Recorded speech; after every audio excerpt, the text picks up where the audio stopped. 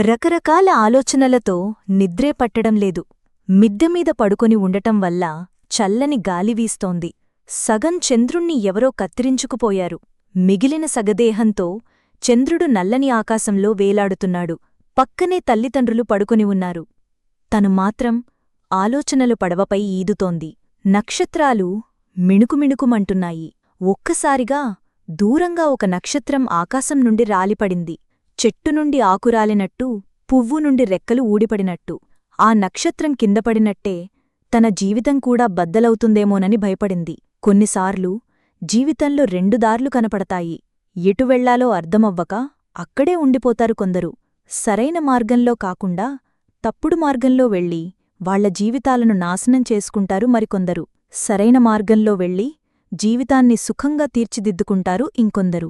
ప్రస్తుతం సంజన కూడా ఏ దారిని ఎంచుకోవాలో తెలియక సతమతమవుతోంది. నన్ను వదిలించుకోవాలని చూస్తున్నాడా? ప్రేమించేటప్పుడు లేని భయం ప్రేమ గురించి ఇంట్లో చెప్పడానికి ఎందుకు? 5-6 నుండి ప్రేమించుకుంటున్నాము, పెళ్లి చేసుకుందామంటే అదో ఇదో అంటాడే కాని ఎటూ తేల్చడు. డబ్బున్నవాడిని ప్రేమించి తప్పు చేశానా? నా బతుకు నాశనమైనట్టేనా? తనతో పెళ్లికోసం వచ్చిన సంబంధాలన్నీ వదులుకున్నాను. నాకున్నంత ధైర్యం కూడా వాడికి లేదు. 10 ఏళ్లు నన్ను వాడుకొని వదిలించుకోవాలనుకుంటున్నాడు. తనని నమ్మి నేను మోసపోయాను. ఈ సంబంధాన్ని కాదంటే అమ్మానాన్నలు చనిపోతామంటున్నారు. ఇలాంటి వాడిని ప్రేమించి తప్పు చేశాను. ఎవరినైనా ప్రేమించవచ్చు, కానీ పిరికివాడిని ప్రేమించకూడదు. కార్తీక్ గురించి తనలా ఎందుకు ఆలోచిస్తోందో తనకీ అర్థమవ్వలేదు. తను ఆలోచించేది తప్పో ఒప్పో తెలుసుకునే స్థితిలో కూడా సంజన లేదు. కార్తీక్తో విడిపోవడానికే సిద్ధమైంది. తన 10 ఏళ్ల ప్రేమను పాము తన గుడ్లను తానే మింగినట్టు మింగాలనుకుంది. ప్రేమ ప్రేమ అనుకుంటూ తన వెనుక పిచ్చిదానిలా తిరగడం నా తప్పే. వాడేం మగవాడు? కోట్ల రూపాయల ఆస్తులు ఉన్నవాడు. నేను కాదంటే ఇంకోదాన్ని ప్రేమిస్తాడు, పెళ్లి చేసుకుంటాడు, తన జీవితాన్ని ఆనందంగా గడుపుతాడు. నేను తనని ప్రేమించి ఉండాల్సింది కాదు అంటూ క్షణానికొక రకంగా గడియారంలో సమయం పరిగెట్టినట్టు తన ఆలోచనలు కూడా పరుగులు తీశాయి. సంజన మనస్తత్వమే అంతా. తొందరగా కోపం, ఆవేశం వస్తుంది. కోపంలో ఉన్నప్పుడు తనకు ఎంత ఇష్టమైన వాళ్ల గురించైనా తప్పుగా అనుకుంటుంది, అర్థం చేసుకుంటుంది. వాళ్ల స్థానంలో ఉండి ఆలోచించదు. ఎప్పుడూ తను చేసేది కరెక్ట్ అనుకుంటుంది. తనకు కావాల్సిన విధంగా అందరూ ఉండాలనుకుంటుంది. తను చెప్పినట్టే జరిగిపోవాలి. ఆలోచన కుండమంతైతే ఆవేశం బాణమంత. తను కోపంలో తీసుకునే నిర్ణయాల వల్ల జీవితాలు నాశనమవుతాయని అనుకోదు. లేడికి లేచిందే పరుగన్నట్టు తన ఆలోచనల ప్రకారం నిర్ణయాలు తీసుకుంటుంది. దానివల్ల తనే మళ్లీ బాధపడుతుంది. అయినా తన ప్రవర్తన మార్చుకోవడం లేదు. కార్తీక్ ఎన్నిసార్లు చెప్పినా వినదు. నువ్వే తప్పని నిందిస్తుంది. సంజన వాళ్ల తండ్రి పంచాయతీ ఆఫీసులో క్లర్క్గా పనిచేస్తున్నాడు. తల్లి ఇంట్లోనే ఉంటూ భర్తకు పిల్లలకు వండిపెట్టడం, ఇంటితో పాటు ఇంట్లో ఉన్నవాళ్లను కూడా సరిచేస్తూ ఉంటుంది. సంజనకు ఒక తమ్ముడు కూడా ఉన్నాడు. ఇంటర్ పూర్తి చేసుకొని బీటెక్ చదువుకోవాలని కోచింగ్ తీసుకుంటున్నాడు. బీటెక్ చేయడం వాడికి ఇష్టం లేదు కాని సంజన ప్రోత్సాహంతో కోచింగ్ తీసుకుంటున్నాడు. చదువుకోకుండా ఆర్మీలోకి వెళతానని గొడవచేస్తే, ఉన్నది ఒక్కడివే, నువ్వు కూడా అమ్మానాన్నకు దూరంగా వెళ్తే వాళ్లను చూసుకునేది ఎవరు? నోరు మూసుకొని చదువుకో మని తీర్మానం చేసింది సంజన. సంజన వాళ్ల తల్లిదండ్రులక్కూడా కొడుకు ఆర్మీలో వెళ్లడం ఇష్టం లేదు. సంజన తల్లిదండ్రులే కాదు, చాలామంది తల్లిదండ్రులకు వాళ్ల పిల్లలు ఆర్మీలో ఉండి దేశాన్ని కాపాడడం ఇష్టముండదు. ఆర్మీ అంటే ప్రాణాలమీద ఆశలేని జీవితం. అలాంటి పనికి తమ పిల్లలను పంపరు. కాని దేశంలో భద్రంగా ఉండాలనుకుంటారు. రష్యా, పాకిస్తాన్ వాళ్లు మన సరిహద్దుల్లోకి వచ్చారంటే మన జవాన్లు ఏం చేస్తున్నారని, కొందరు మన రాజకీయ నాయకుల వల్లే అలా జరుగుతోందని సొల్లు కూతలు కూస్తారు. ఆర్మీ వాళ్లు చనిపోతే ఎక్కడలేని సానుభూతిని ప్రకటిస్తారు. కార్తీక్ గురించి ఇంట్లో చెప్పినప్పుడే గొప్పవాళ్లతో మనకు కుదరదని చెప్పారు. గొప్పవాళ్లు వాడుకొని వదిలేసే రకం. వాళ్లతో స్నేహం చేయాలన్నా 1కి 10 సార్లు ఆలోచించాలి. అలాంటిది తనతో ప్రేమ అన్నప్పుడే వద్దన్నారు. కాని సంజన వినలేదు. కార్తీక్ ప్రవర్తన అలానే అనిపిస్తోంది. బీటెక్ అయిపోయిన వెంటనే పెళ్లి చేసుకుందామన్నాడు. చదువు అయిపోయి కూడా సంవత్సరమవుతోంది. తనేమో దర్జాగా కంపెనీ సీఈఓ అయ్యాడు. తన కంపెనీలో ఉద్యోగమిచ్చే ధైర్యం కూడా లేని సచ్చు సన్యాసి. అప్పటివరకు కోపంగా, ఆవేశంగా ఆలోచించిన సంజన తన కోపాన్ని తగ్గించుకొని, కార్తీక్ గురించి అలా ఆలోచించడం తప్పు, తను అలాంటివాడు కాదు, ఒకవేళ అలాంటివాడే అయ్యుంటే తన దగ్గర 100 కోట్ల ఆస్తులు ఉన్నాయి, రోజుకొక అమ్మాయితో తిరిగేవాడు. నా వెంటెందుకు పడతాడు? నాకేమైనా ఆస్తులు ఉన్నాయా? అంతస్తులు ఉన్నాయా? తన తల్లిదండ్రులంటే భయం. సమాజంలో వాళ్ల కుటుంబానికి ఒక విలువ ఉంది. తను దాని గురించే ఆలోచిస్తూ ఉంటాడు. సమయం వచ్చినప్పుడు తప్పకుండా నా గురించి ఇంట్లో చెప్తాడంటూ మనసుకు సర్ది చెప్పుకుని కన్నులు మూసుకుంది. కన్నులు మూసుకున్న వెంటనే కార్తీక్ రూపం దర్శనమిచ్చింది. ఇందాక ఆకాశం నుండి పడిపోయిన నక్షత్రం కార్తీక్ నుదటిమీద కదలాడింది. ఆ నక్షత్రం అచ్చు నాలాగే ఉందనుకుంది సంజన. సంజనను కార్తీక్ అమితంగా ప్రేమించాడు. 2 ఏళ్లపాటు వెంటపడిన తర్వాత సంజన కార్తీక్ని నమ్మింది. ఎందుకంటే కార్తీక్కి 100 కోట్ల ఆస్తులు ఉన్నాయి. డబ్బున్న అబ్బాయిలు తనలాంటి వాళ్లను నమ్మించి మోసం చేస్తారని సంజన మొదట అనుకుంది. కాని కార్తీక్ ప్రవర్తన, తను చూపించే ప్రేమ, సెక్యూర్నెస్కి పడిపోయింది. కార్తీక్ లాంటివాడితో తన జీవితాన్ని గొప్పగా, ఆనందంగా ఊహించుకుంది. చదువు అయిపోయిన వెంటనే ఇంట్లో చెప్పి పెళ్లి చేసుకుందామనుకున్నారు. కాని అది జరగడంలేదు. అన్నీ ఉన్నా అల్లుడి నోట్లో శని అన్నట్టు కార్తీక్ అన్ని విధాలుగా మంచివాడే కాని పిరికివాడు, భయస్థుడు. మగాడిలో పిరికితనాన్ని ఏ ఆడదీ ఇష్టపడదు. సంజనకు కూడా కార్తీక్ పిరికితనమంటే కోపం, అసహ్యం, చిరాకు. తన ప్రేమ పెళ్లివరకు వెళుతుందో లేదో అని కాస్త భయంగానే అనిపించింది. కార్తీక్ బిజినెస్ పనుల్లో బిజీగా ఉండటం వల్ల తనను నెగ్లెక్ట్ చేస్తున్నాననే ఫీలింగ్ కలిగింది సంజనకు. కొత్తగా సీఈఓగా బాధ్యతలు చేపట్టాడు కనుక బిజినెస్ని అర్థం చేసుకోవడానికి సమయం పట్టింది. ప్రతీదీ తెలుసుకోవాలి. ఏమాత్రం పొరపాటు చేసినా కోట్ల రూపాయల నష్టం వస్తుంది. పిరికితనం వల్ల సరైన సమయంలో సరైన నిర్ణయాలు తీసుకోవడంలో విఫలమయ్యాడు. అందుకే బిజినెస్ పనుల్లో తలమునగలై ఉండటం వల్ల సంజన ఫోన్ని పెద్దగా పట్టించుకోలేదు. అంతమాత్రానికే సంజన ఏదేదో ఊహించుకుంది. ఈ మధ్య పెద్ద ప్రాజెక్ట్ ప్రపోజల్ వచ్చింది. ఆ ప్రాజెక్ట్ని చేజిక్కించుకుంటే తన తండ్రి దగ్గర మార్కులు కొట్టేయొచ్చు. ఆ శుభ సమయంలో తన ప్రేమ గురించి చెప్పి పెళ్లి చేసుకోవాలని అనుకుంటున్నాడు. సంజనకు ఆ విషయాలు ఏమీ తెలియదు. కనీసం కార్తీక్ మనసును సరిగా అంచనా కూడా వెయ్యదు. తొందరపాటు, గందరగోళం. ఒకరోజు ఫోన్ చేసి నిన్ను కలవాలనింది. అది రిక్వెస్ట్ కాదు, ఆర్డర్. కార్తీక్ ఎలాంటి పనుల్లో ఉన్నాడో కూడా అర్థం చేసుకోకుండా పిచ్చిగా అడిగింది. నేను ఆఫీస్ పనుల్లో బిజీగా ఉన్నాను, 2 రోజుల్లో కలుద్దామన్నాడు. బ్రతిమాలాడు, బుజ్జగించాడు. లేదు, ఈరోజే కలవాలని బెట్టు చేసింది. అలిగింది, కోపగించుకుంది. చూడు సంజనా, నేను పెద్ద ప్రాజెక్ట్ని హ్యాండిల్ చేస్తున్నాను. నువ్వు దానికి సహకరించాలని బ్రతిమాలాడు. నువ్వు ప్రాజెక్ట్లో బిజీగా ఉండు, నేను వేరేవాణ్ణి పెళ్లి చేసుకుంటానని కాల్లోనే ఏడ్చింది. కార్తీక్కి కోపం వచ్చి కాల్ కట్ చేశాడు. అర్థం చేసుకోలేని బాధ, సహకరించలేదని అసహనం. అప్పట్నుండి కార్తీక్ మీద కోపంగా ఉంది సంజన. తనను కావాలనే దూరం పెడుతున్నాడని భ్రమపడింది. జరగనివి జరిగినట్లు ఊహించుకోవడం మొదలుపెట్టింది. ప్రేమించినవాణ్ణి అర్థం చేసుకోవటంలో విఫలమైంది. కార్తీక్ ఎలాంటివాడో తెలిసికూడా అనవసరంగా తనతో గొడవ పెట్టుకుంది. అది సంజనకు అలవాటే, పరిపాటే. తన కాల్ కట్ చేశాడని పంతానికి వెళ్లి కార్తీక్ ఎన్నిసార్లు ఫోన్ చేసినా లిఫ్ట్ చేయలేదు. 2 రోజుల తర్వాత సంజన ఆఫీస్కి వెళ్లాడు కార్తీక్. కార్తీక్ స్నేహితుడి కంపెనీయే కాబట్టి సంజనను నేరుగా తన స్నేహితుడి క్యాబిన్లోనే కలిశాడు. ఎందుకిలా ప్రవర్తిస్తున్నావ్? కొన్ని రోజులాగితే నా ప్రాజెక్ట్ పూర్తవుతుంది. అది సక్సెస్ అయితే ఇంట్లో చెప్పి నిన్ను పెళ్లి చేసుకోవాలని అనుకుంటున్నాను. ఓహో, ఆ ప్రాజెక్ట్ ఫెయిల్ అయితే నన్ను చేసుకోవా అంటూ రాగాలు తీసింది. ఏం మాట్లాడుతున్నావ్? ఏ విషయమైనా చెప్పడానికి మంచి సమయం కావాలి. మంచి సమయం కోసం ఎదురుచూస్తున్నా. నామీద నీకు నమ్మకం ఉందనుకున్నాను. నమ్మకం ఉంది కాబట్టే ఇప్పటివరకు వచ్చిన సంబంధాలన్నీ చెడగొట్టుకుని నీకోసం ఎదురుచూస్తున్నాను. చూడు కార్తీక్, మాది మధ్యతరగతి కుటుంబం కాబట్టి మా ఇంట్లో వాళ్ల ఆలోచనలు కూడా అలానే ఉంటాయి. చదువు అయిపోయి ఉద్యోగం చేస్తున్న అమ్మాయిని ఎక్కువ రోజులు ఇంట్లో పెట్టుకోవడం ఇష్టముండదు. త్వరగా పెళ్లి చేయాలని వాళ్లు అనుకోవటంలో తప్పులేదు కదా. నువ్వు త్వరగా ఏదో ఒకటి తేల్చు. ఇంకా ఎన్ని రోజులని? ప్రేమగా సంజనను దగ్గరికి తీసుకుని, నీ బాధ, కోపం, ఆవేశం నాకు అర్థమవుతున్నాయి సంజూ. ఏమాత్రం అవకాశమున్నా నాన్నగారికి చెప్తాను. మన పెళ్లి త్వరలో జరగబోతుంది. ఇద్దరం కలిసి సుఖంగా మన జీవితాన్ని గడుపుదాం. నువ్వు లేకుండా నేను ఉండలేనని నీకు తెలుసుకదా. దయచేసి అర్థం చేసుకో. కార్తీక్ అలా మాట్లాడేసరికి సంజనకు మైకం కమ్మేసినట్టయింది. నువ్వు గురించి నాకు తెలుసు. కాకపోతే ఇంట్లో వాళ్ల తాకిడి తట్టుకోలేక నిన్ను ఇబ్బంది పెడుతున్నాను. నేను నిన్నిబ్బంది పెట్టంలే. నీ ప్రాజెక్ట్ తప్పకుండా సక్సెస్ అవుతుంది. అవ్వాలని ఆ సాయిబాబాని ప్రార్థిస్తాను. ఇంకోసారి నా కాల్ కట్ చేస్తే నీ సంగతి చెప్తానని జుట్టు పట్టుకుంది. ఆపవే, ఎవరో చూస్తున్నారు. నేను ఇప్పుడొక కంపెనీకి సీఈఓని. నువ్వు ఇలా ప్రవర్తిస్తే ఎలా? అంటూ నవ్వాడు. నువ్వు సీఈఓ అయితే ఏంటి, పీఈఓ అయితే ఏంటి? సంజు ముందర అవన్నీ కుదరవని కార్తీక్ని దూరంగా నెట్టేసింది. ఆ తర్వాత ఇద్దరూ కలిసి భోజనం చేశారు. కార్తీక్ తన ప్రాజెక్టు గురించి వివరించాడు. సంజన కూడా తనకు తెలిసిన కొన్ని చిట్కాలు చెప్పింది. కార్తీక్ని కలిసిన తర్వాత సంజన మనసు కుదుటపడింది.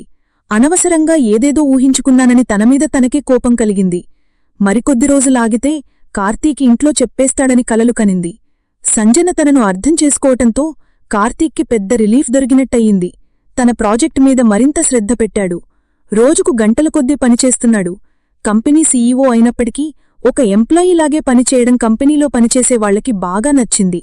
కార్తీక్ తన ఎంప్లాయీస్తో బాస్లాగా కాకుండా సహ ఉద్యోగిగా పనిచేసేవాడు. అది అందరికీ నచ్చేది. అందరికంటే ఎక్కువగా వైశాలికి కుప్పలు తెప్పలుగా నచ్చింది. కార్తీక్, సంజన ఒకే కాలేజ్లో చదువుకున్నారు. 100 కోట్లు ఉన్నప్పటికీ కార్తీక్ని వాళ్ల నాన్న పెద్ద పెద్ద కాలేజుల్లో చదివించకుండా తనకు వచ్చిన ర్యాంకు ప్రకారమే వచ్చిన కాలేజీలోనే చదివించాడు.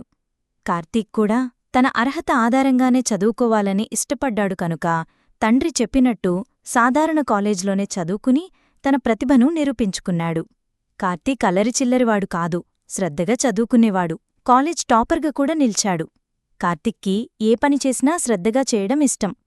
తనకిష్టమున్నది ఎంతో ఓపికగా, ఇష్టంగా చేస్తాడు. ఒకసారి కాలేజ్ ఫెస్ట్ జరిగినప్పుడు చాలా కాలేజెస్ నుండి ఫెస్ట్కి అటెండ్ అయ్యారు. అప్పుడు సంజన, కార్తీక్ కలిసి ఒక స్కిట్ చేశారు. ఆ క్రమంలో వారిద్దరూ ఒక్కటయ్యారు. 10 రోజులపాటు కలిసి ప్రాక్టీస్ చేశారు. సంజన చాలా అందంగా ఉంటుంది. ముట్టుకుంటే మాసిపోయే అందం తనది. తన అందానికే పడిపోయాడు కార్తీక్. తనకు తెలియకుండానే సంజనను ప్రేమించడం మొదలుపెట్టాడు. ఫెస్ట్ అయిపోయిన తర్వాత కూడా ఇద్దరూ మాట్లాడుకుంటూ ఉండేవారు. కొన్ని నెలల తర్వాత ఫోన్ నంబర్స్ మార్చుకున్నారు. కొన్ని రోజులపాటు మామూలు మాటలే నడిచాయి. కార్తీక్ ప్రతిరోజు పొద్దునే గుడ్ మార్నింగ్ అని విష్ చేసేవాడు. దానికి సంజన కూడా రిప్లై ఇచ్చేది. కాలేజ్లో కలిసే లంచ్ చేసేవాళ్లు. అలా ఒకరి గురించి మరొకరు తెలుసుకున్నారు. మామూలు విషయాల నుండి కుటుంబాల గురించి కూడా మాట్లాడుకున్నారు. కార్తీక్ది బాగా ఉన్న కుటుంబమని తెలిసిన తర్వాత కార్తీక్ని దూరం పెట్టడం మొదలుపెట్టింది సంజన. ఉన్నట్టుండి తనను దూరం పెట్టడం వల్ల కార్తీక్కి చాలా బాధగా అనిపించింది.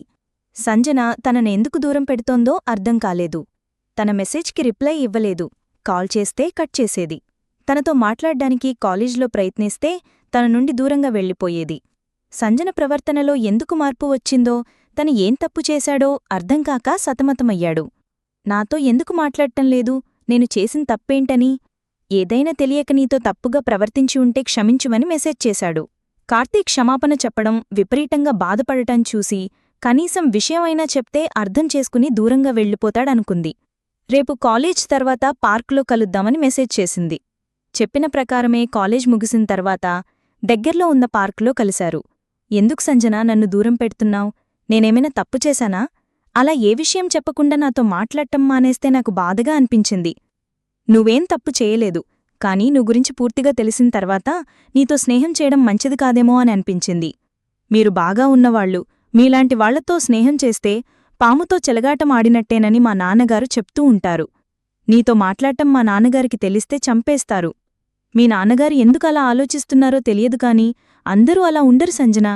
నాతో ఇన్ని రోజులుగా స్నేహం చేశావు కదా, నా గురించి నీకు ఆ మాత్రం తెలియదా? నా గురించి నాకు తెలుసు, కాని మా నాన్నగారికి తెలియదు. చెప్పినా అర్థం చేసుకోరు. లేనిపోని గొడవలెందుకని? సరే, నీ ఇష్టం, నిన్నిబ్బంది పెట్టను. నేనేమైనా తప్పు చేశానేమోనని భయపడిపోయాను. నీ గురించి నాకు తెలుసు కదా, నేను కాలేజీలో ఎవ్వరితోనూ మాట్లాడను. మనం కలిసి స్కిట్ చేశాం కాబట్టి నీతో పరిచయం ఏర్పడి, నీ గురించి తెలుసు కాబట్టే స్నేహం చేశాను. లేదంటే అబ్బాయిలతో మాట్లాడటమంటే నాకస్సలు ఇష్టముండదు. నా మీద నమ్మకం ఉంచినందుకు థాంక్స్ అని చెప్పి అక్కడ్నుండి వెళ్ళిపోయాడు కార్తీక్. పార్కు నుండి ఇంటికి వెళ్లి ఫ్రెషప్ అయి బెడ్ మీద వాలింది సంజన. పార్కులో కార్తీక్తో మాట్లాడిన విషయాలు గుర్తుచేసుకుని మంచి స్నేహితుణ్ణి వదులుకున్నందుకు బాధపడింది. క్లాస్లో అంతమంది అబ్బాయిలు ఉన్నారు, కాని కార్తీక్ వాళ్లందరికంటే భిన్నమైనవాడు. ఆవేశంగా మాట్లాడటం, డబ్బు ఉందని పొగరు చూపటం తనలో అస్సల్లేవు. తాగడం, తిరగడం లాంటివి అస్సలు చేయడు. అన్నిటికంటే ముఖ్యమైనది, చాలా మర్యాదగా మాట్లాడతాడు. నేను నీతో మాట్లాడను అనగానే చాలా బాధపడ్డాడు. నాకు పదే పదే మెసేజ్ చేశాడు. తను ఏం తప్పు చేయకపోయినా క్షమాపణ కోరాడు. ఇలాంటి అబ్బాయిలు ఈ కాలంలో చాలా అరుదుగా ఉంటారు. కార్తీక్ స్నేహాన్ని వదులుకుని నేను సరైన నిర్ణయమే తీసుకున్నానా? కారణం చెప్పి నీతో మాట్లాడను అనగానే వేరే అబ్బాయి అయితే అది కాదు ఇది కాదు అని బలవంత పెట్టేవాడు. కార్తీక్ మాత్రం నీకు ఇష్టం లేకపోతే ఇబ్బంది పెట్టను అని చెప్పి మౌనంగా వెళ్ళిపోయాడు. తన స్నేహం వదులుకుని తప్పు చేశానా అని తీవ్రంగా ఆలోచించింది. సంజనను కార్తీక్ ప్రేమిస్తున్నాడు. అయినా సంజన అలా అనగానే తనను ఇబ్బంది పెట్టడం ఇష్టంలేక బాధగా సరే అని పార్కు నుండి వెళ్ళిపోయాడు. సంజన అందం, నడక, మాట ఒక్కటేమిటి అన్నీ కార్తీక్కి నచ్చాయి. కార్తీక్ భయస్థుడు, పిరికివాడు కాబట్టి ఆటోమేటిక్గా తనకు ఆపోజిట్ బిహేవియర్ ఉన్నవాళ్లకు ఆకర్షితులవుతారు. సంజన ఎవ్వరి జోలికి వెళ్లదు, కాని తన జోలికి వెళితే మాత్రం తాట వలిచేస్తుంది. సంజనలో ఉన్న ఆ లక్షణమే కార్తీక్ సంజనను ప్రేమించేలా చేసింది. స్వతహాగా తను భయస్థుడు కనుక ధైర్యవంతురాలైన సంజనను ప్రేమించాడు. కార్తీక్ అనుకున్నంత ధైర్యం సంజనకు లేదు. తన తండ్రికి భయపడి మంచి స్నేహితుణ్ణి వదులుకోవడం సరైన నిర్ణయం కాదనుకుని కార్తీక్తో స్నేహం కొనసాగించాలనుకుంది. మరుసటి కార్తీక్ని కాలేజ్లో కలిసింది. నేను నిన్ను స్నేహితుడిగా వెల్కమ్ చేస్తున్నాను. నిన్న రాత్రి మొత్తం ఆలోచించాను. మా నాన్నవల్ల మన స్నేహం చెడిపోవడం సరైంది కాదనిపించింది. నేను మా నాన్నకు నీ గురించి త్వరలోనే చెప్పేస్తాను అనింది. సంజన అలా అనడంతో కార్తీక్ సంబరపడిపోయాడు. తన ప్రేమను సంజన అంగీకరించినట్లు ఫీలయ్యాడు. ప్రేమకు స్నేహం మొదటి అడుగులాంటిదని, తన ప్రేమ కూడా తప్పకుండా సక్సెస్ అవుతుందని అనుకున్నాడు. ఆ తర్వాత 3 రోజులకు కార్తీక్ సంజన వాళ్ల ఇంటికి వెళ్లాడు. సంజన నాన్నను కలిశాడు. సంజన తండ్రికి కూడా కార్తీక్ బాగా నచ్చడంతో వాళ్ల స్నేహం పచ్చగా మారింది. వారిద్దరూ కలిసి చదివేవారు, సినిమాలకు, షికార్లకు వెళ్లేవాళ్లు. కార్తీక్ తన జీవితంలోకి రానంతవరకు సాధారణంగా ఉన్న తన లైఫ్ ఒక్కసారిగా మారిపోయింది. కార్తీక్ సంజనను ప్రేమగా చూసుకునేవాడు. నాదీ నీదీ అనే తేడా చూపించకుండా సంజన విషయంలో చాలా కలుపుగోలుగా ఉండేవాడు.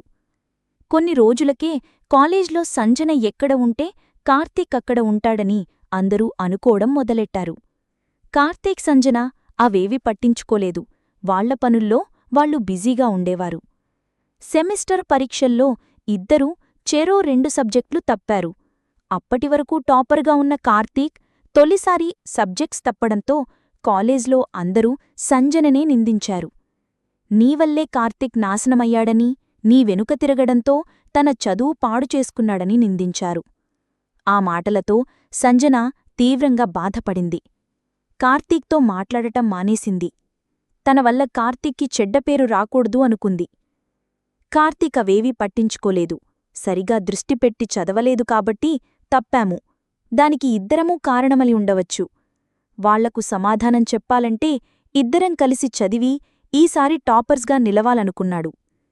కార్తీక్ మాటలతో ఏకీభవించింది సంజన.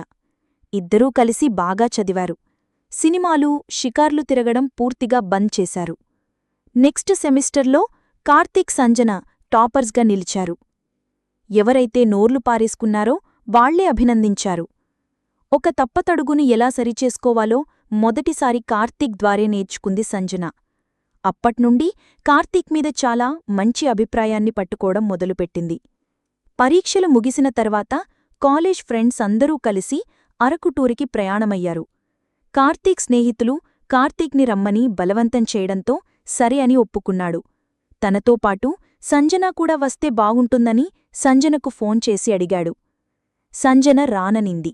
అలా బయటకు పంపడం తన తండ్రికి ఇష్టంలేదని కార్తీక్కి చెప్పింది. కార్తీక్ సంజన వాళ్ల ఇంటికి వెళ్లి, కాలేజ్లో అందరూ వెళ్తున్నారు అంకల్, మేము కూడా వెళ్ళాలి అనుకుంటున్నాం అన్నాడు. అబ్బాయిలతో కలిసి టూర్లకు వెళితే సమాజమేమనుకుంటుందో నీకు తెలీదు బాబూ అన్నాడు. లేదంకల్, మేము మాత్రమే వెళ్లడం లేదు, మాతో పాటు లెక్చరర్స్ కూడా వస్తున్నారని అబద్ధం చెప్పాడు. చాలాసేపు బతిమిలాడిన తర్వాత సంజన వాళ్ల తండ్రి సరే అని ఒప్పుకుంటాడు. అందరూ కలిసి ట్రైన్లో అరకుకు బయలుదేరుతారు. ఆ ప్రయాణమే వాళ్ల ప్రేమ అంగీకారానికి మూలమవుతుంది. మొత్తం 10 మంది కలిసి అరకుకు వెళ్లారు. అందులో దాదాపుగా అందరూ ప్రేమికులే. సంజన, కార్తీక్ మాత్రమే బహిరణ్య స్నేహితులు, అంతర్గత ప్రేమికులు అన్నమాట. అందరూ కలిసి బొర్రగుహలు చూడ్డానికి వెళ్లారు. సంజన, కార్తీక్ మాత్రమే వాళ్ల స్నేహితుల నుండి విడిపోయి తప్పు మార్గంలో వెళ్లారు. దారి తెలియక ఇబ్బంది పడితే సంజన ఇక మనం చనిపోతామా అని భయపడింది. ఆ సమయంలో కార్తీక్ సంజనకు ఎంతో ధైర్యం చెప్పాడు. 1 గంట తరువాత ఆ గుహలలో నుండి వారిద్దరూ బయటపడ్డారు. తనను క్షేమంగా బయటకు తీసుకురావడంతో ఆనందంగా, ప్రేమగా కార్తీక్ని హత్తుకుంది సంజన. అదే వారి తొలి స్పర్శ కావడంతో తన్మయత్వంలో మునిగిపోయాడు కార్తీక్. సంజన కార్తీక్ని హత్తుకోవడంతో స్నేహితులు మొత్తం పెద్ద పెద్దగా కేకలు పెట్టారు. అప్పట్నుండి వారిద్దరి మధ్య ప్రేమ ఉందని అందరూ అనుకోవడం మొదలెట్టారు. అరకుటూర్ నుండి వచ్చిన తర్వాత మళ్లీ కాలేజ్ మొదలైంది. సంజన కార్తీక్ని హగ్ చేసుకుందని కాలేజ్లో పెద్ద దుమారమే రేగింది. వాటిని సంజన పట్టించుకోకపోగా ఆనందపడింది. ఒకరోజు సంజనకు సడన్గా కాల్ చేసి, నేను నీతో మాట్లాడాలి అన్నాడు కార్తీక్. కార్తీక్ ఏం మాట్లాడతాడో సంజనకు తెలుసు. కార్తీక్ ప్రేమను అంగీకరించడానికి సిద్ధమైంది సంజన. కార్తీక్కి ఇష్టమైన బ్లూ కలర్ చీర కట్టుకొని పార్కుకి వెళ్ళింది. తను బ్లూ కలర్ చీర కట్టుకోవడంతో కార్తీక్ కూడా ఆనందపడ్డాడు. పార్క్లో చాలాసేపు మాట్లాడుతూనే ఉన్నాడు. కాని ప్రేమ విషయం చెప్పనేలేదు. ఏదో మాట్లాడాలన్నావు అని 2-3 సార్లు అడిగినా దాన్ని పట్టించుకోకుండా ఏదేదో మాట్లాడి, సరే ఇక నేను వెళ్తాను అన్నాడు. ఇది చెప్పడానికే నన్ను కాల్ చేసి రమ్మని చెప్పావా అంటూ కోపంగా ముఖం పెట్టి అడిగింది. అవును అని ప్రశాంతంగా అన్నాడు కార్తీక్. సరి అంటూ కోపంగా వెళ్లబోతూ ఉండగా సంజనా అని గట్టిగా పిలుస్తాడు. ఏంటి అన్నట్టు వెనక్కి తిరిగి చూస్తుంది. గుంపులు గుంపులుగా పిల్లలు వచ్చి రోజా పువ్వులు తన చేతిలో పెట్టి కార్తీక్ లవ్స్ సంజన అంటూ కేకలు పెట్టారు. దూరం నుండే కార్తీక్ని చూసి తన ప్రేమను అంగీకరిస్తున్నట్లు తల ఊపింది సంజన. కార్తీక్ పరిగెత్తుకుని వెళ్లి మోకాళ్లమీద కూచొని ఐ లవ్ యూ అని గట్టిగా అరిచి చెప్పాడు. సంజన కూడా ఐ లవ్ యూ టూ అని గట్టిగా అరిచి చెప్పింది. అలా వారిద్దరూ ప్రేమలో మునిగిపోయారు. పెళ్లి చేసుకొని ఎంతో సుఖంగా ఉండాలని ఎన్నో ప్రణాళికలు వేసుకున్నారు. అలాంటిది కార్తీక్ పిరికితనం వల్ల వాళ్ల ప్రేమ పెళ్లిపీటలు ఎక్కడం లేదు. ఆ తర్వాత వారం రోజులకే కార్తీక్ గురించి ఇంట్లో చెప్పేసింది సంజన. తండ్రి మొదట అసంతృప్తి చెందినప్పటికీ కార్తీక్ మనస్తత్వం తెలిసి సరే అని ఒప్పుకున్నాడు.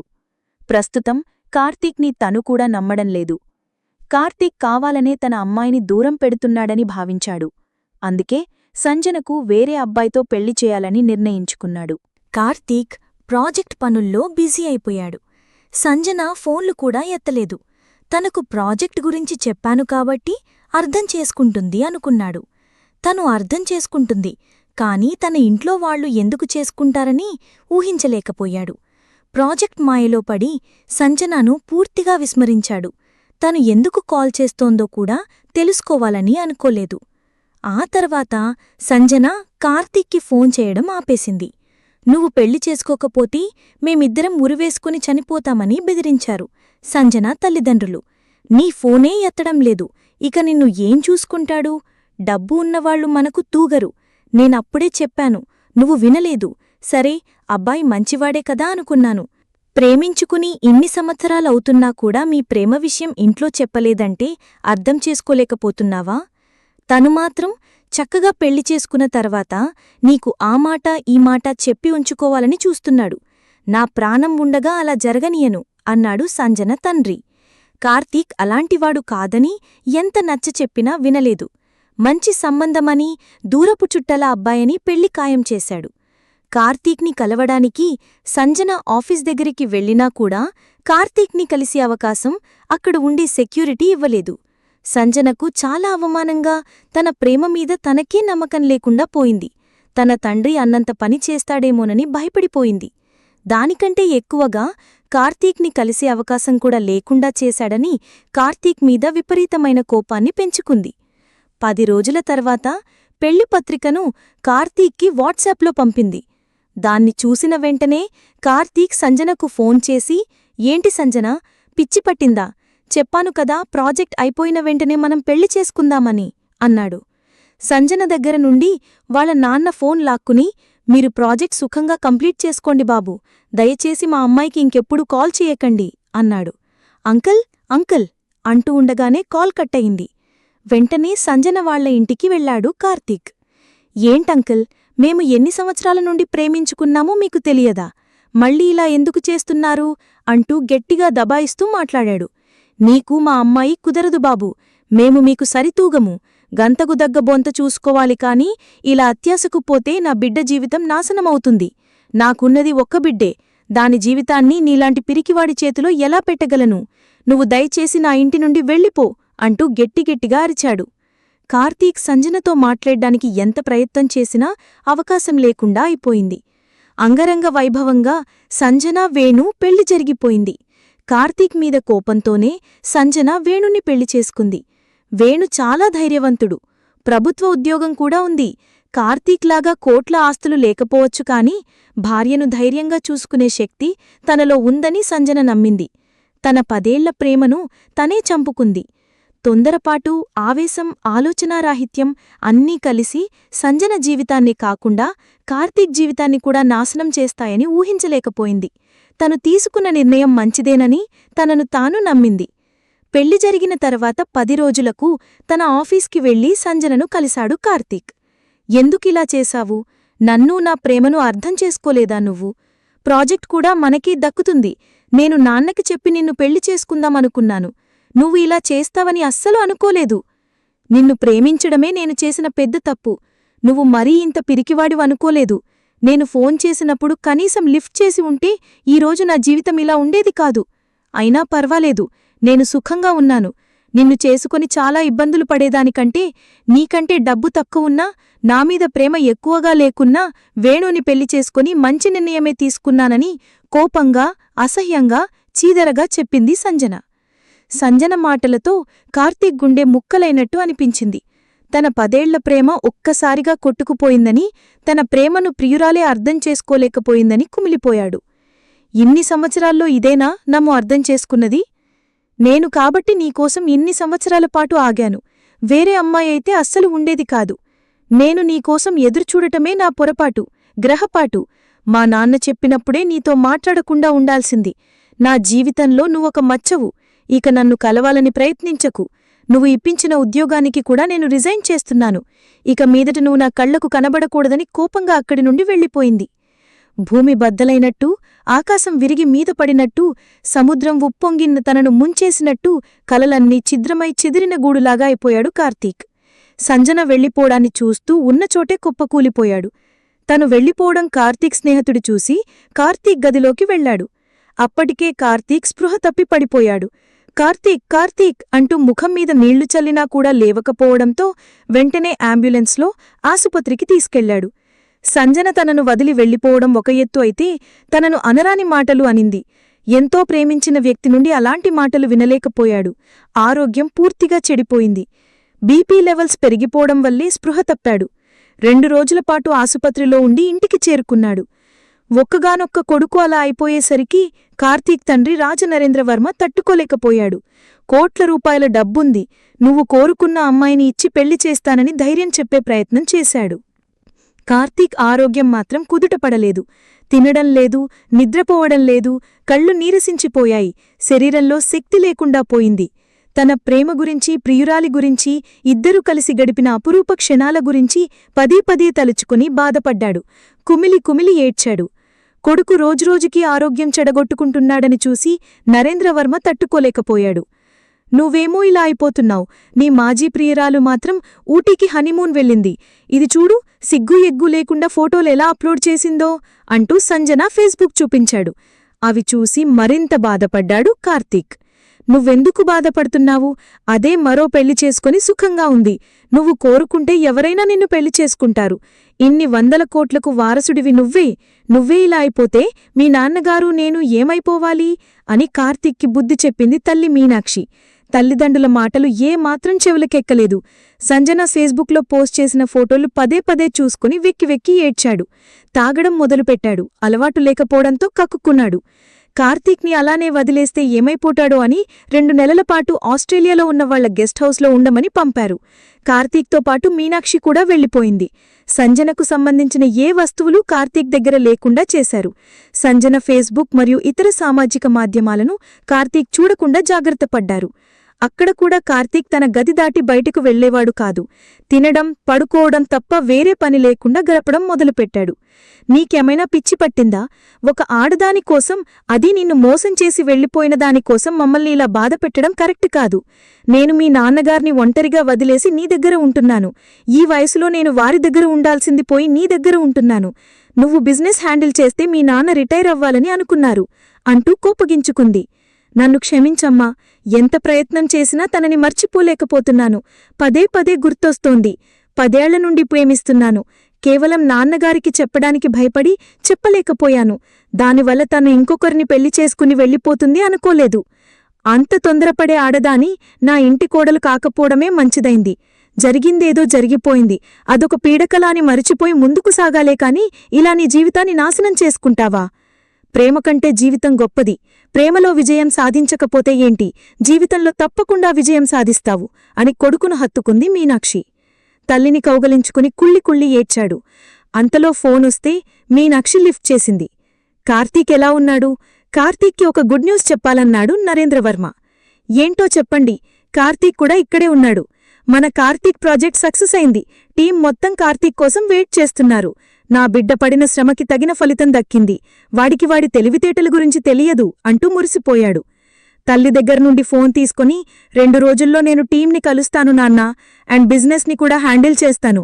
మీరు ఏం కంగారు పడకండని ధైర్యంగా నమ్మకంగా చెప్పాడు. ఆ మాటలు వినగాని నరేంద్రవర్మ, మీనాక్షి ఆనందపడ్డారు. తమ బిడ్డ మళ్లీ మామూలు మనిషి అయ్యాడని ఉబ్బిపోయారు. 2 రోజుల తరువాత చెప్పినట్టుగానే కార్తీక్ ఆఫీస్కి వెళ్లి తను వర్క్ చేసిన టీంని కలిశాడు. అందరూ కార్తీక్కి వెల్కమ్ చేసి శుభాకాంక్షలు తెలిపారు.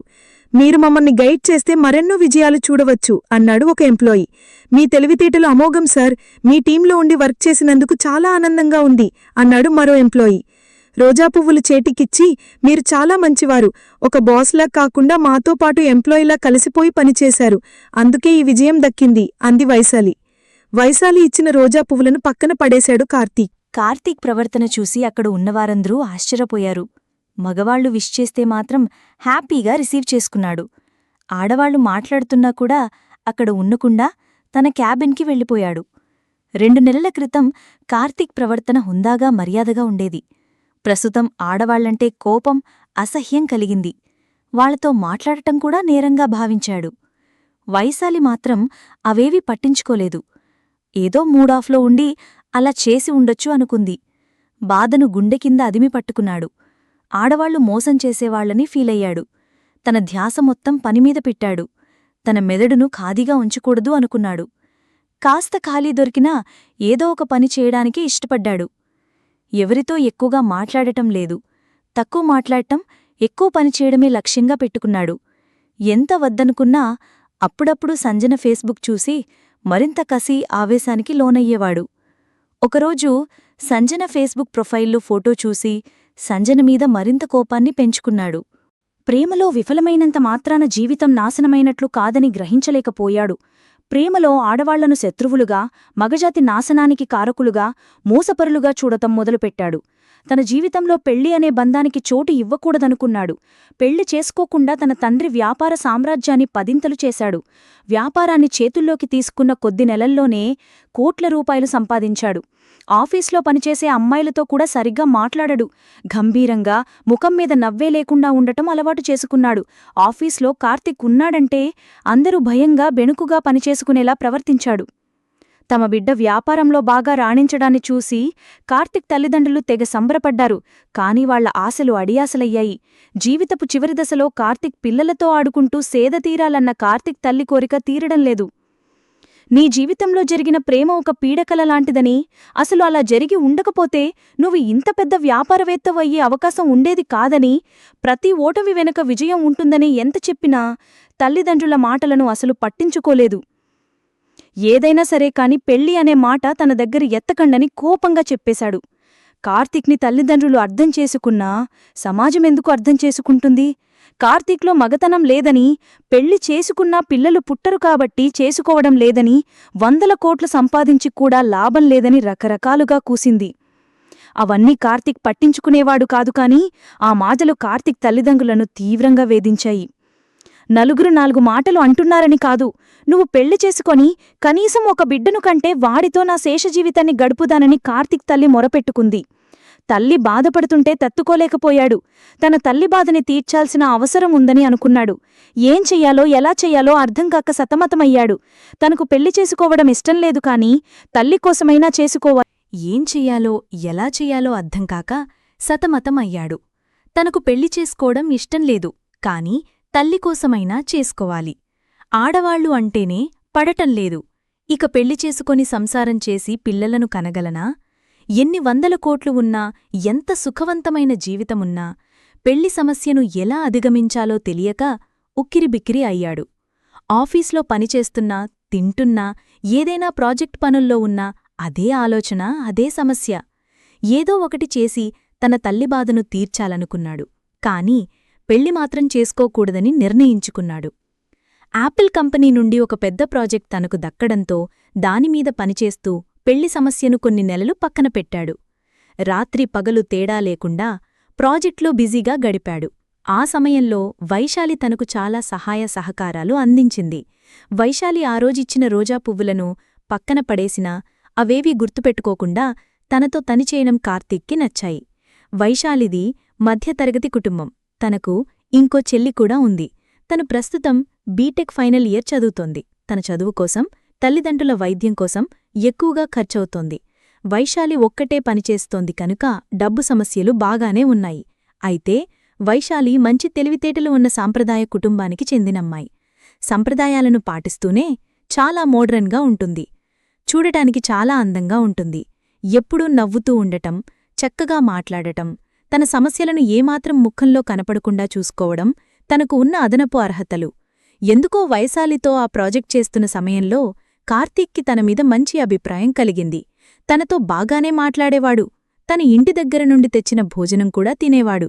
వైశాలితో కార్తీక్ అలా ఉండటం చూసి ఆఫీస్లో అందరూ గుసగుసలాడుకునేవారు. కార్తీక్ ఏ అమ్మాయితో కూడా అంత క్లోజ్గా ఉండడు. వైశాలి ఏదో మాయ చేసిందని, స్త్రీకి లొంగని మగాడు ఎక్కడ ఉంటాడు, ఎవరికో ఒకరికి లొంగక తప్పదు కదా అని, డబ్బు అవసరం ఉండి జీతం సరిపోవడం లేదు కాబట్టి కార్తీక్ని వలలో వేసుకుని లక్షలు దోచేస్తోందని చెప్పుకున్నారు. తన గురించి నలుగురు 4 రకాలుగా మాట్లాడుకోవడం వల్ల వైశాలి తీవ్రంగా బాధపడింది.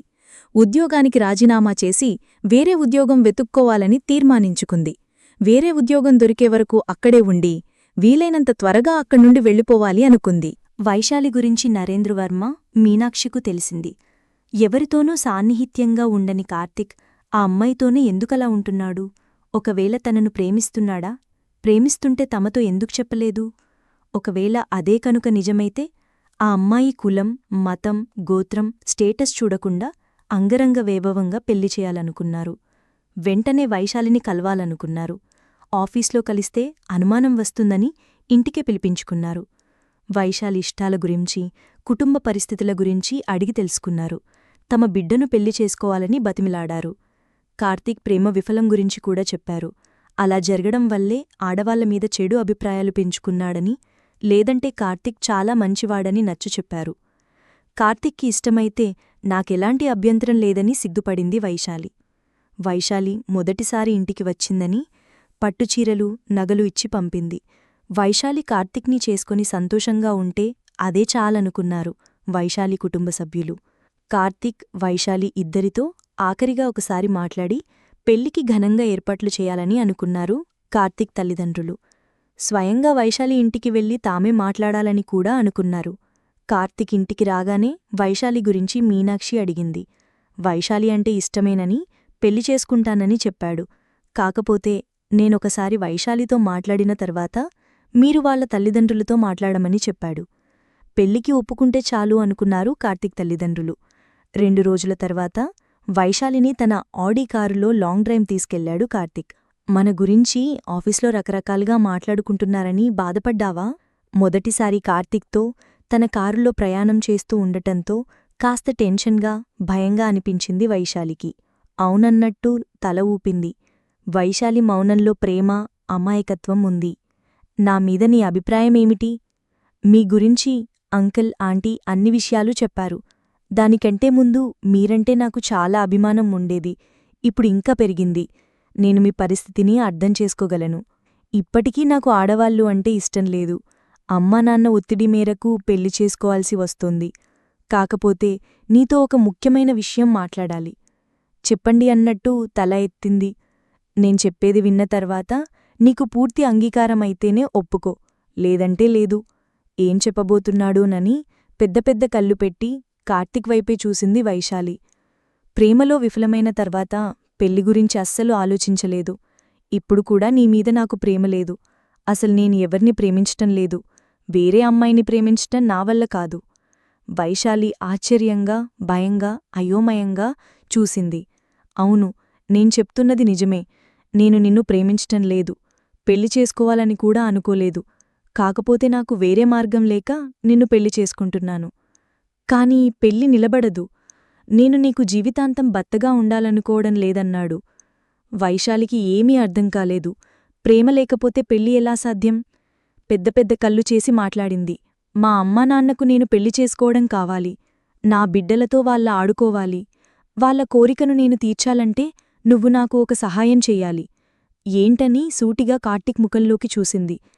పెళ్లికి ముందు మనమొక కాంట్రాక్ట్ చేసుకోవాలి. ఆ కాంట్రాక్ట్ ప్రకారం నువ్వు నాకు కేవలం 3 ఏళ్లు మాత్రమే భార్యగా ఉండాలి. ఆ తర్వాత మనమిద్దరం విడిపోదాం.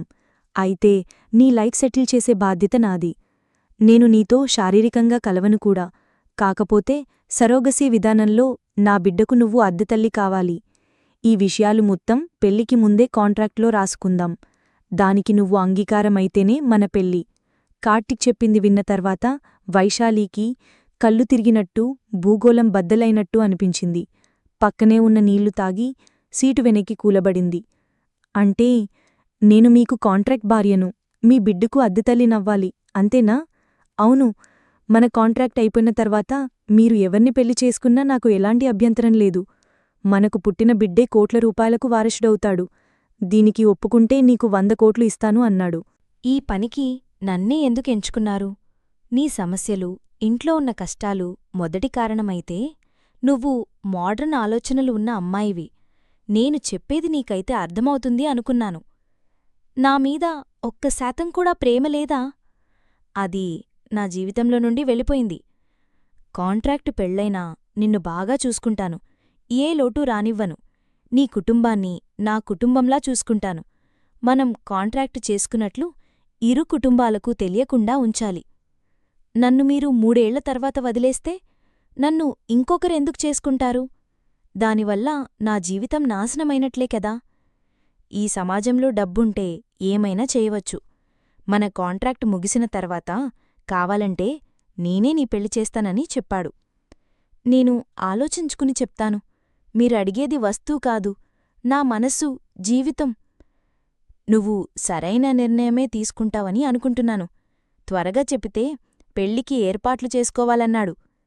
మాటల్లో ఉండగానే వైశాలి ఇల్లు వచ్చేసింది. ఇక నువ్వు కారు దిగొచ్చు అన్నాడు. ఏదో ఆలోచనల్లో ఉన్న తను తేరుకుని బయటకు చూసింది. తన ఇంటి ముందు కారు ఉంది. వెళ్ళి వస్తానని చెప్పి వెళ్ళిపోయింది వైశాలి. ఎక్కడో సినిమాల్లో ఇలాంటివి జరుగుతాయని అనుకున్న తనకు కాంట్రాక్టు పెళ్లి అనగానే బుర్ర పనిచేయకుండా అయిపోయింది.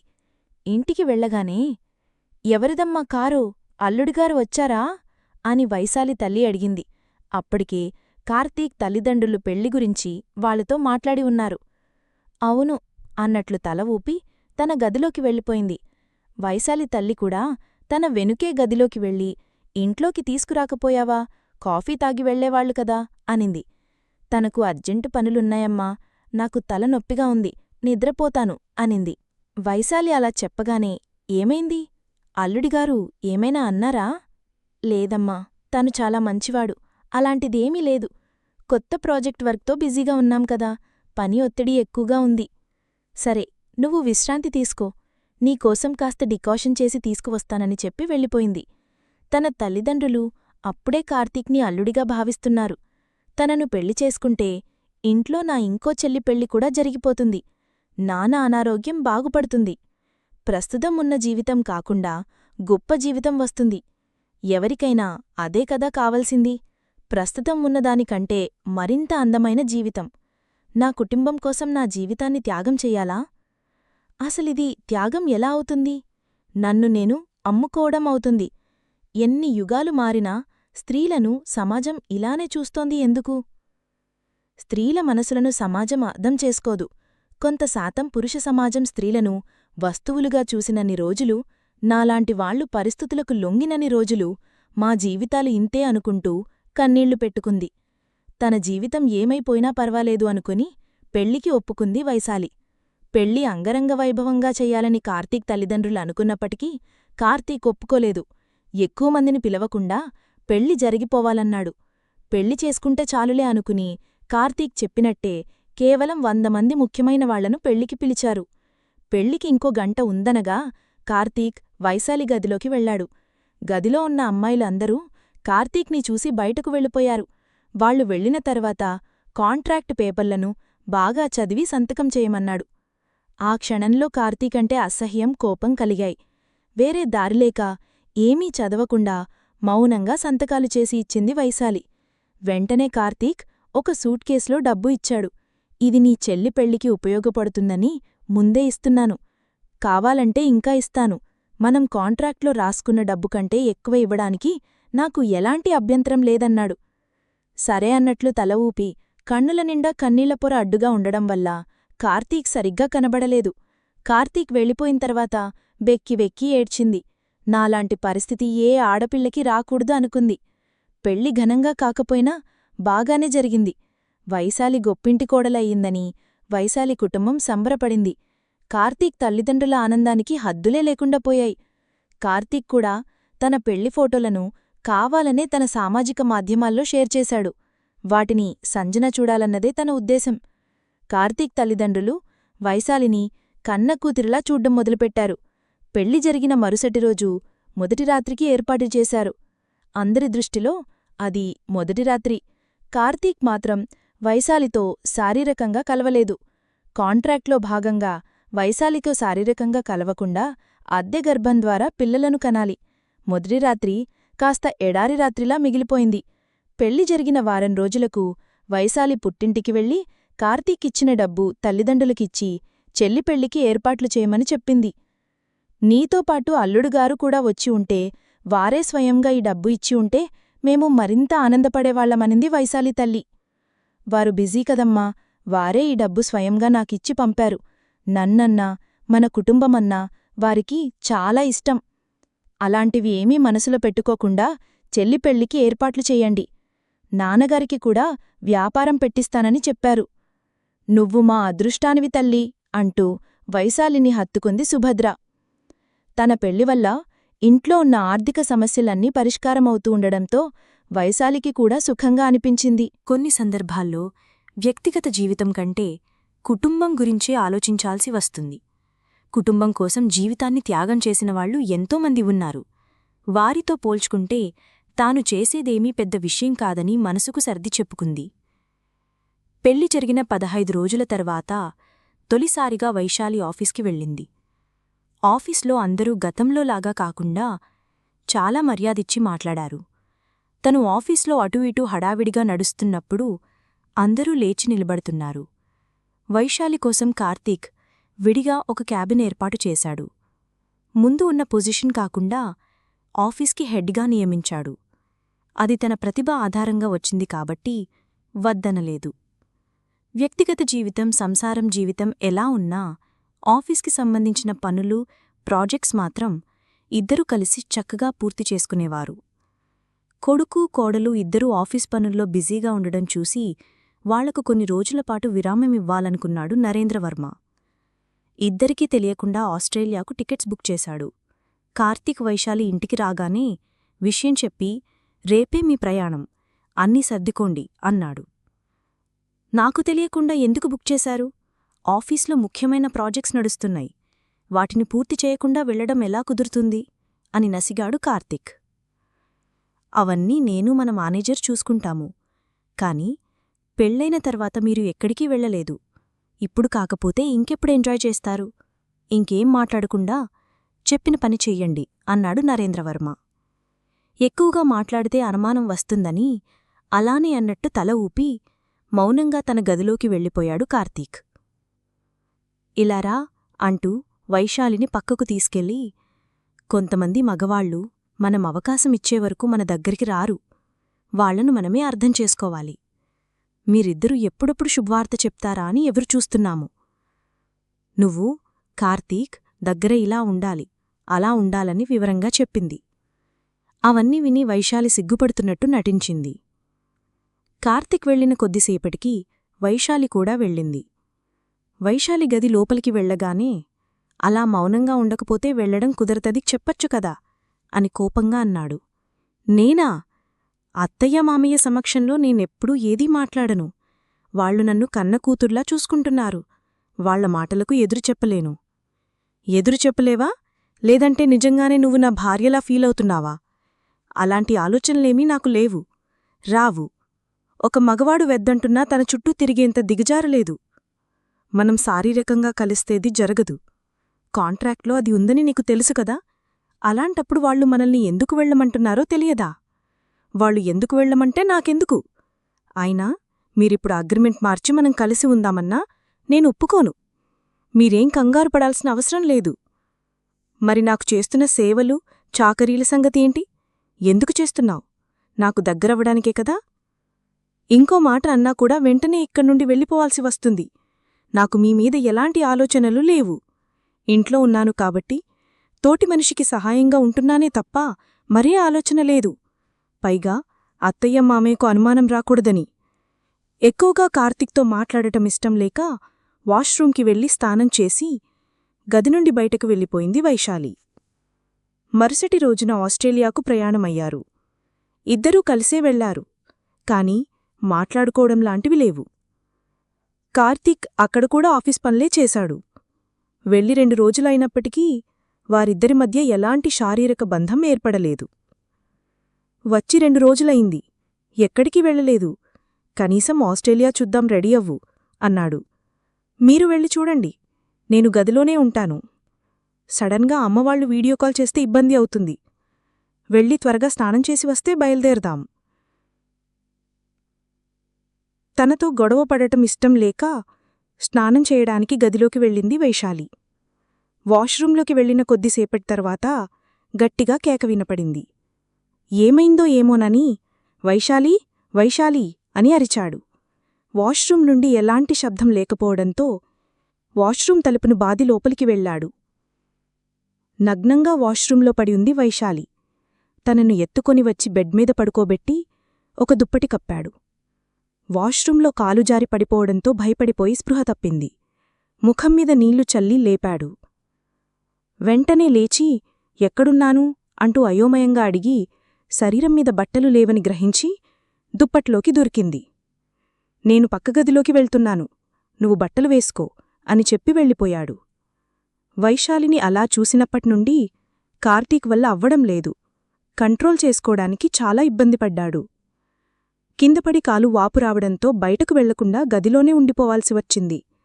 నడవడానిక్కూడా కుదరకపోవడంతో కార్తీక్ తనకి అన్ని రకాలుగా సహాయం చేశాడు. మామూలుగా అయితే ఇద్దరూ ఒకే గదిలో పడుకున్నా వేరువేరే చోట్ల పడుకునేవాళ్లు. ఆ రోజు మాత్రం ఇద్దరూ ఒకే మంచం మీద పడుకున్నారు. అర్ధరాత్రి తర్వాత వైశాలిని కార్తీక్ ఆక్రమించుకున్నాడు. వైశాలి కార్తీక్లోకి విలీనమైంది. వారిద్దరి తనువుల సయ్యాట తెల్లవారే వరకు జరిగింది. అప్పట్నుండి వైశాలి కార్తీక్ని మరింత ఇష్టపడం మొదలుపెట్టింది. కార్తీక్ మాత్రం ఏదో పొరపాటు జరిగిందని భావించి ఇక మీదట అలాంటి తప్పు జరగకూడదని అనుకున్నాడు. 2 రోజుల తర్వాత ఇండియాకు వెళ్లారు. అనుకోకుండా ఒకరోజు వైశాలి వాంతులు చేసుకుంది. కార్తీక్ దగ్గరికి వెళ్లి పులుపు తినాలని ఉందని సిగ్గుపడింది. కార్తీక్ వెంటనే తనను ఆస్పత్రికి తీసుకెళ్లి టెస్ట్ చేయించాడు. వైశాలి గర్భవతి అయ్యిందని డాక్టర్ నిర్ధారించారు. ఈ బిడ్డ నాకు వద్దు, మన కాంట్రాక్ట్ ప్రకారం బిడ్డను కేవలం సరోగసీ ద్వారానే కనాలి. ఆ రోజు ఏదో పొరపాటు అయింది అన్నాడు. పొరపాటు అయితే బిడ్డను చంపుకోవాలా? మన పొరపాట్ల వల్ల కడుపులో పిల్లల్ను చంపడమేంటి? కోపంగా ఆవేశంగా కార్తీక్ మాట్లాడుతున్నా వినకుండా ఇంటికి వెళ్లి కార్తీక్ తల్లిదండ్రులకు విషయం చెప్పింది. ఈ వార్త కోసమే ఇన్ని రోజులు ఎదురుచూస్తున్నాము. ఎంత మంచి శుభవార్త చెప్పావు తల్లి అంటూ కొడుకుకు కోడలకు శుభాకాంక్షలు చెప్పింది. ఈ బిడ్డ నాకు వద్దన్నాడు కార్తీక్. ఏం మాట్లాడుతున్నావురా? తలేమైనా తిరుగుతోందా? కోపంగా అన్నాడు వర్మ. ఎందుకు వద్దు? ఏదో లేకపోతే నువ్వు ఇలా మాట్లాడవని ప్రేమగా కొడుకు అడిగింది మీనాక్షి. నిజం చెప్పడం తప్ప తనకు మరో మార్గం లేదు. అందుకే నిజం చెప్పడానికే సిద్ధమయ్యాడు కార్తీక్. ఎందుకంటే తను నా పూర్తిస్థాయి భార్య కాబట్టి. అంటే? కోపంగా ఆవేశంగా అయోమయంగా అనింది మీనాక్షి. తను కేవలం 2 సంవత్సరాలు మాత్రమే భార్యగా వచ్చింది. కాంట్రాక్టు ప్రకారం సెరోగసీ విధానంలో బిడ్డను కనాలి. ఆ తర్వాత ఇద్దరికీ పడటం లేదని కోర్టులో కేసువేసి విడాకులు తీసుకోవాలి. కాంట్రాక్టా? మీనాక్షికి కళ్ళు తిరిగాయి, వర్మ కళ్ళు బయర్లు కమ్మాయి. ఆ తరువాత వైశాలి వివరంగా మొత్తం చెప్పింది. మీనాక్షి, వర్మ కార్తీక్కి చివాట్లు పెట్టారు. బంగారం లాంటి ఆడపిల్లని నాశనం చేయాలని ఎలా అనుకున్నావ్? నీకు తల్లినే కావచ్చు. దానికంటే ముందు నేను కూడా ఒక ఆడదాన్ని. నా కోడలికి అన్యాయం జరగడానికి వీల్లేదు. పెళ్ళంటే 100 ఏళ్ల పంట. దాన్ని కూడా నీలాంటివాళ్లు ఇలా అవహేళన చేస్తున్నారు. ఒక అమ్మాయిని కాంట్రాక్టు పెళ్లి చేసుకుందామని ఎలా అడిగావురా? మాకు నీలాంటి కొడుకు పుడతాడని తెలిసి ఉంటే పిల్లల్నే కనేవాళ్లం కాదు అన్నాడు వర్మ. మీరు ఎన్ని చెప్పినా తను 2 సంవత్సరాలు మాత్రమే భార్యగా వచ్చింది. గడుపు పూర్తయిన తర్వాత వెళ్ళిపోతుంది. వెళ్ళిపోవాలి. వర్మకు కోపం కట్టలు తెంచుకుంది. నా కోడలు ఎక్కడికి వెళ్ళదు. కావాలంటే నువ్వే ఈ ఇల్లు దాటి వెళ్ళిపోవచ్చు అన్నాడు. కాంట్రాక్టు ప్రకారం వైశాలి పిల్లలని కనకూడదన్నాడు. అదే కాంట్రాక్టులో మనం శారీరకంగా కలవకూడదని కూడా ఉంది. అది మర్చిపోయారా? కోపంగా అడిగింది వైశాలి. నువ్వే కావాలని పన్నిన పన్నాగం. నన్ను దగ్గర చేసుకొని పూర్తిస్థాయి భర్తగా చేసుకోవాలనుకుంటున్నావు. నీ కలలు నిజం కావు, కానివ్వను. పూర్తిస్థాయి భార్య కావాలనే కోరికలు నాకు లేవు. ఈ క్షణం కావాలన్నా కూడా నేను మా ఇంటికి వెళ్ళిపోతాను. నువ్వు ఈ ఇంటి మహాలక్ష్మి. కార్తీక్ వైపు చూస్తూ కోడవి ఎక్కడికి వెళ్ళొద్దు. కావాలంటే నువ్వే ఈ ఇల్లు దాటచ్చు. కార్తీక్ వైపు తల్లిదండ్రులు మాట్లాడకపోయేసరికి విపరీతమైన కోపం, ఆవేశం కలిగాయి. వెంటనే పక్కనే ఉన్న ఫ్లవర్ వాస్ పగలకొట్టి ఇంట్లో నుండి బయటకు వెళ్ళిపోయాడు. కాంట్రాక్టు పేపర్లు ఎక్కడ ఉన్నాయని వైశాలినే అడిగింది మీనాక్షి. ఏమో అత్తయ్యవారు, నాకు తెలియదు. వారిని ఇబ్బంది పెట్టి నేనిక్కడ ఉండటం భావ్యం కాదు. వెళ్ళిపోమంటే వెళ్ళిపోతానుగాని నా బిడ్డను మాత్రం చంపుకోడానికి సిద్ధంగా లేను. నా బిడ్డను మీ వారసుడిగా ఒప్పుకున్నా ఒప్పుకోకపోయినా పర్వాలేదు. ఎక్కడికి వెళ్లాల్సిన అవసరం లేదు.